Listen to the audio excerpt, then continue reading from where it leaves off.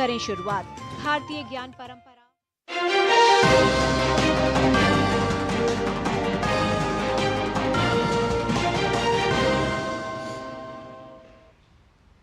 नमस्कार, हमारे इस विशेष बुलेटिन में आपका स्वागत है। मैं हूं रेशमा आपके साथ और मेरे साथ हैं मेरे सहयोगी शरद मुदगल। आइए हेडलाइंस पर नजर डालते हैं। प्रधानमंत्री आवास पर मंत्रिमंडल में शामिल संभावित चेहरों के साथ हुई बैठक। तय हुआ एनडीए 3 का स्वरूप। मोदी 3.0 की कैबिनेट में बीजेपी के दिग्गज पुराने चेहरों के साथ घटक दलों के नए चेहरों को भी जगह।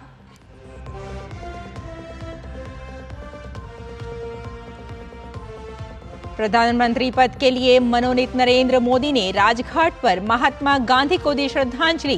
पूर्व प्रधानमंत्री अटल बिहारी वाजपेयी को किए श्रद्धा सुमन अर्पित। नेशनल वॉर मेमोरियल में शहीदों के शौर्य को भी किया नमन।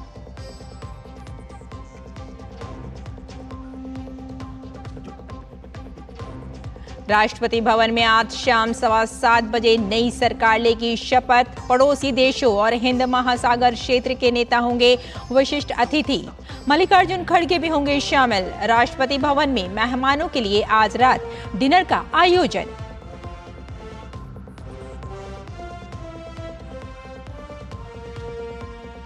और T20 वर्ल्ड कप में आज चरम पर होगा रोमांच। हाई वोल्टेज मुकाबले में भारत पाकिस्तान की होगी भिड़ंत। दिन के पहले मैच में वेस्टइंडीज ने युगांडा को 134 रन से दी मात।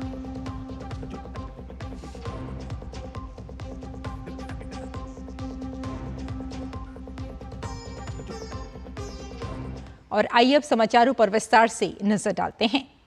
नरेंद्र मोदी आज शाम को लगातार तीसरी बार देश के पीएम के तौर पर शपथ लेंगे। इस समारोह से पहले नए मंत्रिमंडल के लिए नाम तय होना शुरू हो गए हैं। भाजपा के कुछ पुराने नाम कैबिनेट में शामिल होंगे। साथ ही एनडीए के घटक दलों से नए चेहरे भी शामिल होंगे।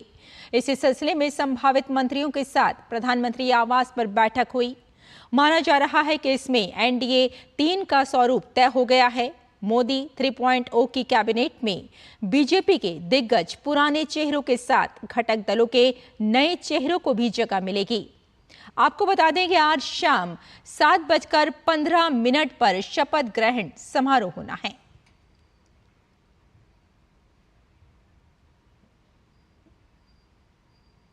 प्रधानमंत्री नरेंद्र मोदी तीसरी बार प्रधानमंत्री पद की शपथ ले रहे हैं। आज शाम राष्ट्रपति भवन में होने वाले शपथ ग्रहण कार्यक्रम के लिए भव्य तैयारियां की गई हैं। देश दुनिया से बड़ी संख्या में मेहमान इस कार्यक्रम के साक्षी बनेंगे। नई दिल्ली में जगह जगह प्रधानमंत्री नरेंद्र मोदी को बधाई देने वाले बैनर और पोस्टर भी लगाए गए हैं। साथ ही प्रधानमंत्री के शपथ ग्रहण कार्यक्रम में शामिल होने वाले विभिन्न देशों के राष्ट्र प्रमुख का भी स्वागत किया जाएगा। प्रधानमंत्री नरेंद्र मोदी आज शाम को राष्ट्रपति भवन में तीसरी बार प्रधानमंत्री पद की शपथ लेने जा रहे हैं। तमाम तैयारियां पूरी कर ली गई हैं। प्रधानमंत्री के शपथ ग्रहण समारोह को लेकर पूरी दिल्ली में तमाम जगहों पर इस तरीके से बैनर और पोस्टर लगाए गए हैं, जहां पर कि प्रधानमंत्री नरेंद्र मोदी को तीसरी बार प्रधानमंत्री बनने पर उनका अभिनंदन किया गया है। साथ ही उनके पिछले 10 वर्ष के कार्यकालों को भी जो काम किए हैं, जो बड़े काम किए हैं, उसको भी इन बैनर और पोस्टर में दर्शाया गया है। आज शाम को राष्ट्रपति भवन में देशी विदेशी 8000 से ज़्यादा मेहमान जो है इस शपथ ग्रहण समारोह के साक्षी बनेंगे। इसके अलावा जो 7 पड़ोसी देश हैं उनके भी राष्ट्राध्यक्ष को इस कार्यक्रम में आमंत्रित किया गया है। उनको भी यहाँ पर उनका भी स्वागत किया गया है, वेलकम किया गया है। उनके लिए भी तमाम दिल्ली में जगह जगह बैनर और पोस्टर जो है वो लगाए गए हैं। कैमरामैन मोंटी सिंह के साथ अजीत द्विवेदी, डीडी न्यूज, दिल्ली।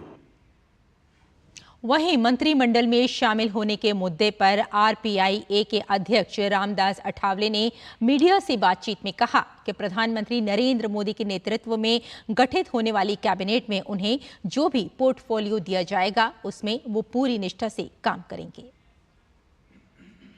जरूर हमारी कुछ सीटें कम आई होगी, लेकिन मैंडेट जो है मैंडेट नरेंद्र मोदी जी ने तीसरी बार प्रधानमंत्री बनने का था और उनके मंत्रिमंडल में मुझे तीसरी बार उनको मौका मिल रहा है और मुझे बहुत बड़ी खुशी है कि मैं दलित समाज का हूँ और देश भर के दलितों को, गरीबों को और सर्व जाति धर्म के लोगों को न्याय देने का काम मैं करता रहूँगा। और मोदी साहब ने मुझे ये जिम्मेदारी दी है, इसलिए मैं उनका आभार व्यक्त करता हूँ। जो भी देखिए माननीय प्रधानमंत्री जी के पास अनेक समस्या भी है, अनेक पार्टी के लोग उनके साथ अभी है, तो जो भी मुझे पोर्टफोलियो देंगे वो पोर्टफोलियो निभाऊंगा और मैं अच्छा काम करता रहूँगा।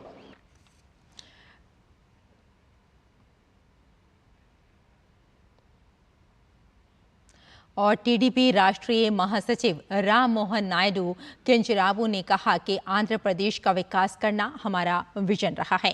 टीडीपी तेलुगु लोगों की भलाई के लिए काम करने का निर्णय ले चुकी है, हमारी कोई मांग नहीं है। अभी जाएंगे, अभी पीएमओ जाएंगे। आंध्रा को डेवलप करना ही हमारा विजन रहा है। तेलुगु देशम पार्टी से चुनकर आए तो आंध्र प्रदेश, तेलंगाना, तेलुगु लोग जहाँ पे भी हैं उनके भलाई के लिए काम करने का एक निर्णय हम ले चुके हैं, तो उसके हिसाब से हमें अच्छा मैंडेट भी मिला है। अभी जो चुनाव हुए तो एनडीए की जीत आंध्रा में हुई है और देश में भी हुई है, तो केंद्र नरेंद्र मोदी के सहायता से आंध्रा को आगे बढ़ाना चाहते हैं। प्रधानमंत्री नरेंद्र मोदी के शपथ ग्रहण समारोह में शामिल होने के लिए मध्य प्रदेश के मुख्यमंत्री मोहन यादव नई दिल्ली पहुंच गए हैं।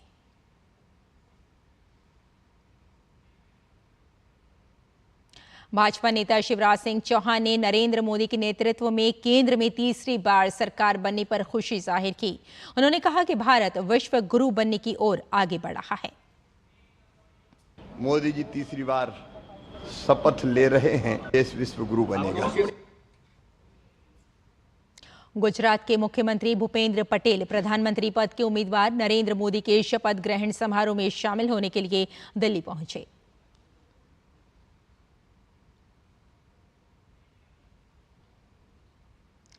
पंजाब से मोदी सरकार 3.0 में रवनीत सिंह बिट्टू को मंत्री परिषद में शामिल किया जा रहा है। इसको लेकर रवनीत सिंह ने कहा कि आज प्रधानमंत्री ने अपने अनुभव हमारे साथ शेयर किए। प्रधानमंत्री ने सबको आम बनकर काम करने को कहा है। बीजेपी को वोट शेयर बाजार में अकाली से ज्यादा बढ़ा है। हम पंजाब में नशे को खत्म करेंगे, 17 नारकोटिक्स के सेंटर बनाए जाएंगे और साथ में पोर्टफोलियो जो भी मिलेगा सरकार के लिए हम काम करेंगे। पंजाब से मोदी सरकार में होने वाले मंत्री रवनीत सिंह बिट्टू जी हमारे साथ मौजूद हैं। बिट्टू जी, प्रधानमंत्री ने जब बुलाया क्या डिस्कस हुआ?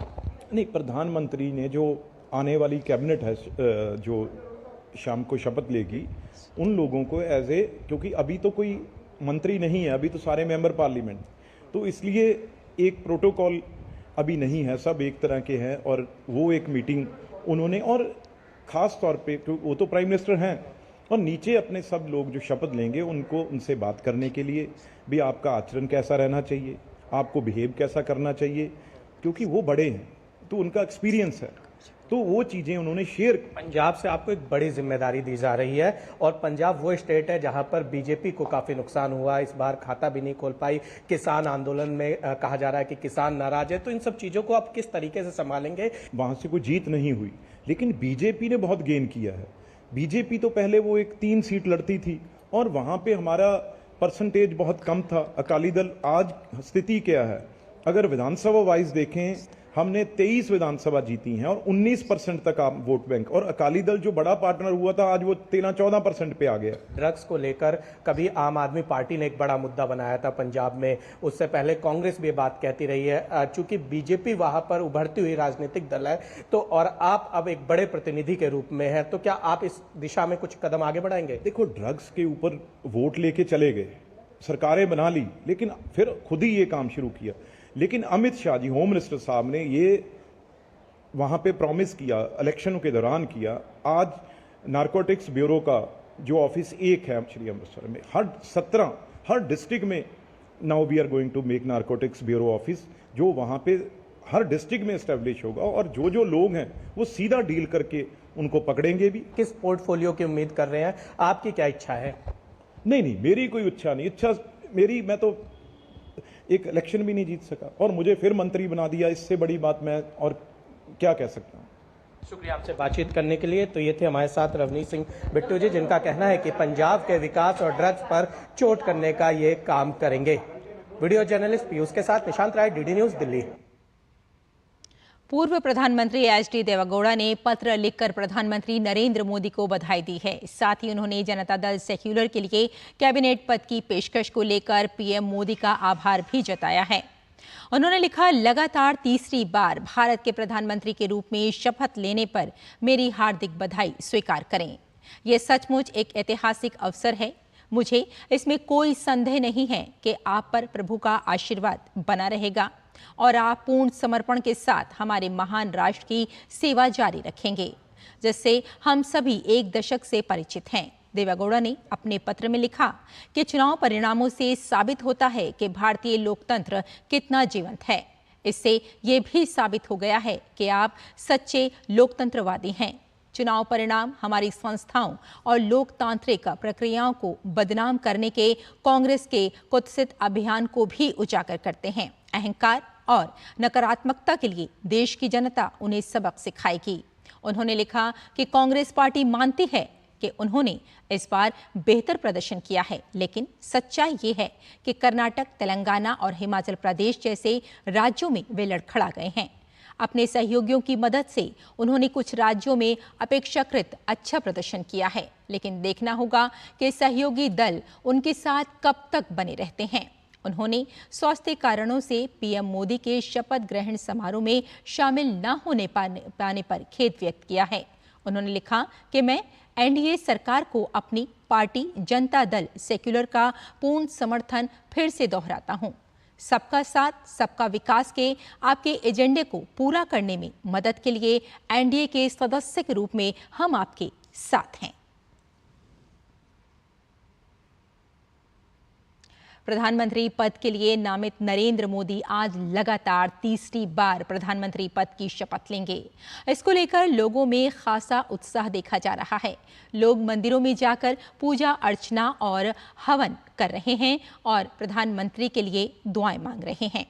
इसी क्रम में प्रयागराज और वाराणसी में लोगों ने घाट किनारे गंगा माता का दुग्धाभिषेक किया। साथ ही बीजेपी नेता नरेंद्र मोदी का बतौर प्रधानमंत्री तीसरा कार्यकाल भी निवृत्त हो गया है, इसकी कामना की। और आपको बता दें कि आज प्रधानमंत्री नरेंद्र मोदी के शपथ ग्रहण समारोह के साथ ही भारत पाकिस्तान का मैच भी है।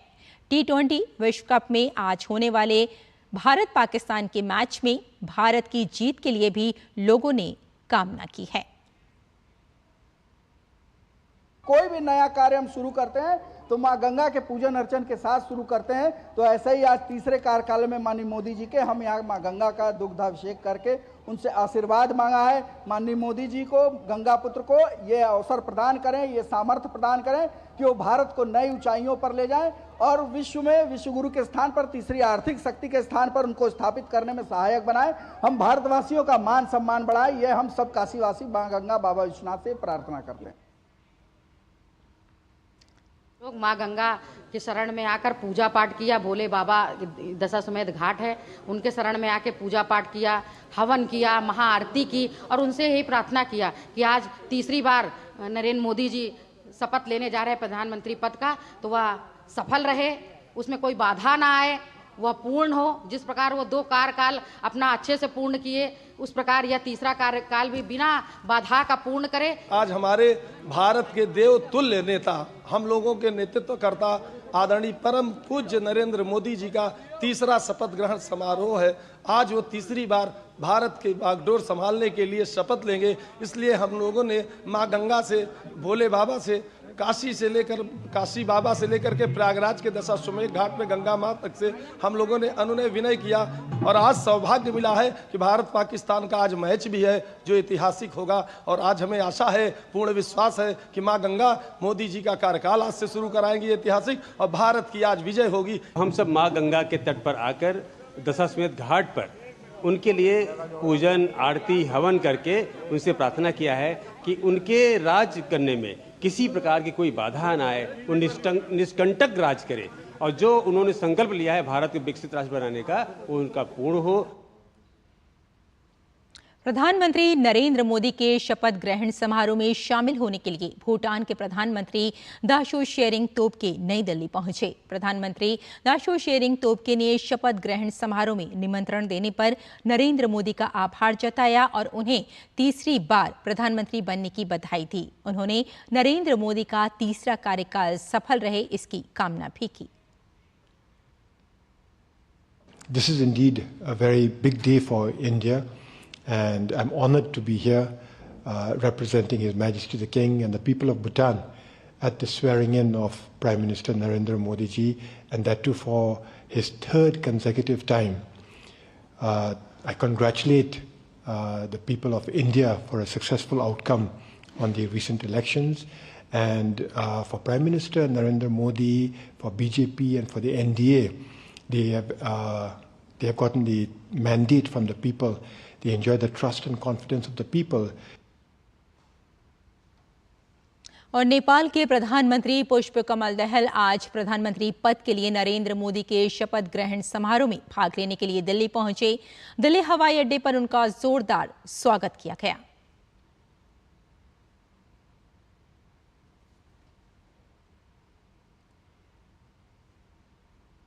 प्रधानमंत्री मोदी आज भारत के प्रधानमंत्री के तौर पर लगातार तीसरी बार शपथ लेंगे। इस शपथ समारोह में कई देशों के शीर्ष नेता शामिल होने के लिए भारत आ रहे हैं। इसी क्रम में मालदीव के राष्ट्रपति डॉक्टर मोहम्मद मोइजू शपथ ग्रहण समारोह में शामिल होने के लिए राजधानी दिल्ली पहुंच चुके हैं। प्रधानमंत्री नरेंद्र मोदी के शपथ ग्रहण समारोह में शामिल होने के लिए श्रीलंका के राष्ट्रपति रानिल विक्रमसिंघे नई दिल्ली पहुंच गए हैं। दिल्ली पहुंचने पर उनका जोरदार स्वागत हुआ।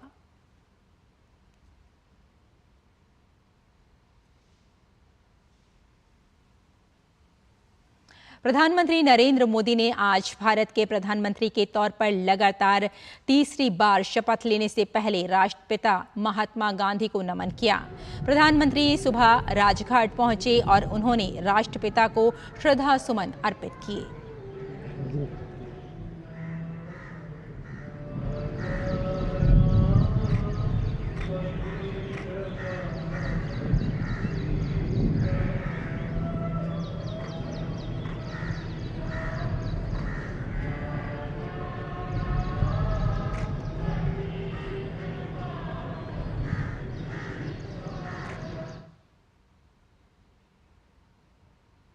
प्रधानमंत्री राजघाट पर श्रद्धांजलि अर्पित करने के बाद सदैव अटल पहुंचे। सदैव अटल पहुंचकर पीएम ने पूर्व प्रधानमंत्री अटल बिहारी वाजपेयी को श्रद्धा सुमन अर्पित किए।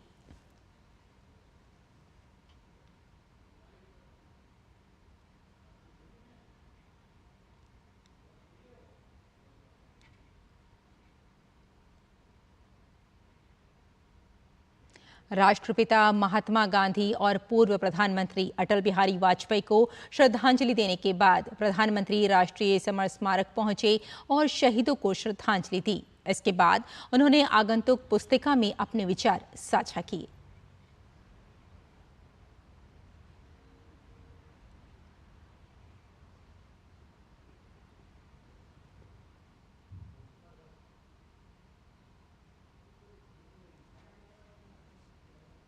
आगे बढ़ते हैं। ओडिशा में भारतीय जनता पार्टी ने लोकसभा और विधानसभा चुनाव में पूर्ण बहुमत हासिल कर सूबे की सत्ताधारी पार्टी बीजू जनता दल को शानदार शिकस्त दी है। विधानसभा की 78 और लोकसभा की 20 सीटें जीतने वाली भाजपा ने जीत का श्रेय प्रधानमंत्री नरेंद्र मोदी को दिया है। ओडिशा में भाजपा की प्रचंड जीत के बाद राज्य और केंद्र में डबल इंजन की सरकार किस तरह से प्रदेश का विकास करेगी, इस विषय पर हमारे संवाददाता ओपी यादव ने बात की बालासोर से नवनिर्वाचित लोकसभा सांसद और पूर्व केंद्रीय राज्य मंत्री प्रताप सारंगी से।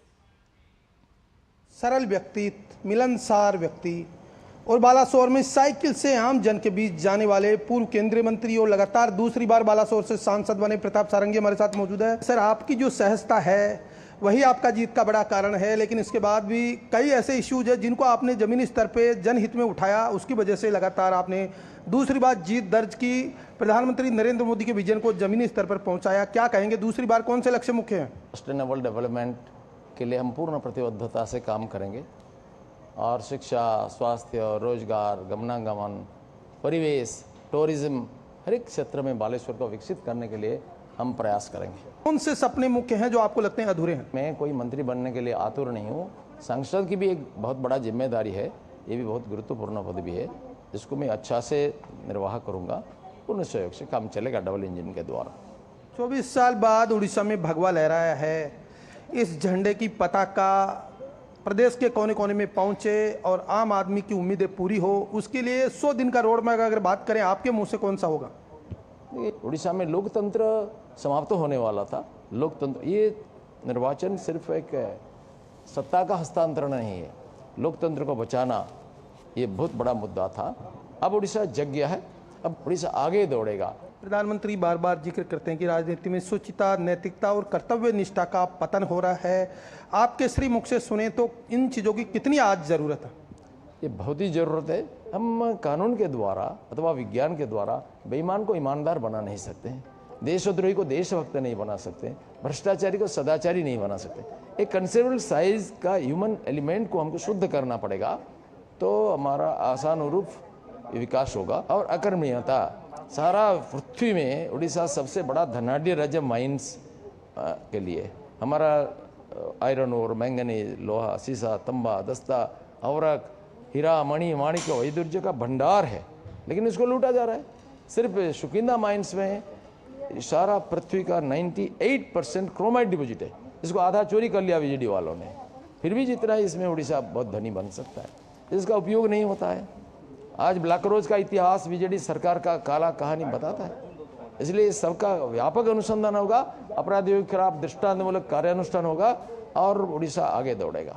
आपकी पार्टी ने चुनाव के दौरान लगातार उड़ीसा का स्वाभिमान, सम्मान, इनके मुद्दों को लगातार उठाया। अब आप किस तरह लौटाएंगे? अब उड़ीसा का वर्चस्व स्थापित होगा, उड़िया मुख्यमंत्री बनेगा और ये होगा। तो उड़ीसा से बालासोर से दूसरी बार विजय पताका लहराने वाले लोकसभा सांसद प्रताप सारंगी, जिनका माना कि प्रधानमंत्री नरेंद्र मोदी के चेहरे पर इन्होंने न केवल चुनाव लड़ा है, बल्कि उड़ीसा की अस्मिता और स्वाभिमान और सम्मान को जगाने के साथ यहां पर विकास के नए आयाम स्थापित करने का प्रण भी लिया है। और 18 जून से 27 जून तक इंग्लैंड में आयोजित होने वाले क्रिकेट के जनक इंग्लैंड के विरुद्ध 7 मैचों की बधिर T20 क्रिकेट सीरीज के लिए कप्तान वीरेंद्र सिंह के नेतृत्व में भारतीय बधिर क्रिकेट टीम दिल्ली में आयोजित ट्रेनिंग कैंप में जमकर पसीना बहा रही है। दिल्ली के कर्नाल स्टेडियम में आयोजित ट्रेनिंग कैंप का जायजा लिया हमारे संवाददाता शरद मुदगल ने।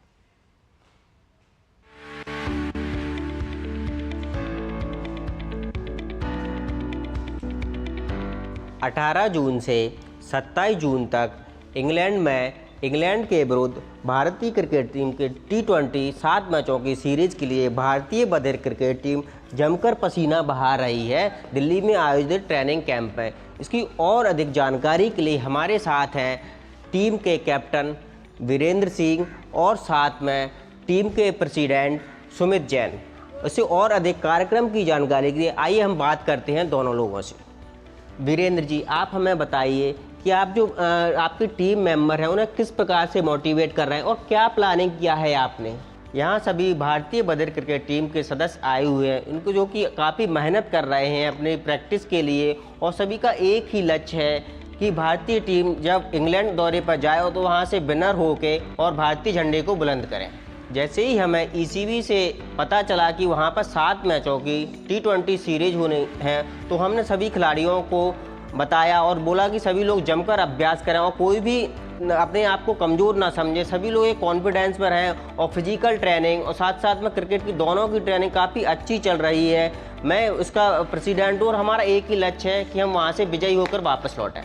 जैसा कि हम लोगों ने देखा कि भारतीय बधिर क्रिकेट टीम जमकर अभ्यास कर रही है, हम भी इन्हीं शुभकामनाओं के साथ कहना चाहते हैं कि जब भारतीय बधिर क्रिकेट टीम इंग्लैंड से जीत के आए, इन्हीं शुभकामनाओं के साथ कैमरामैन मोंटी के साथ मैं शरद मुदगल, DD न्यूज दिल्ली।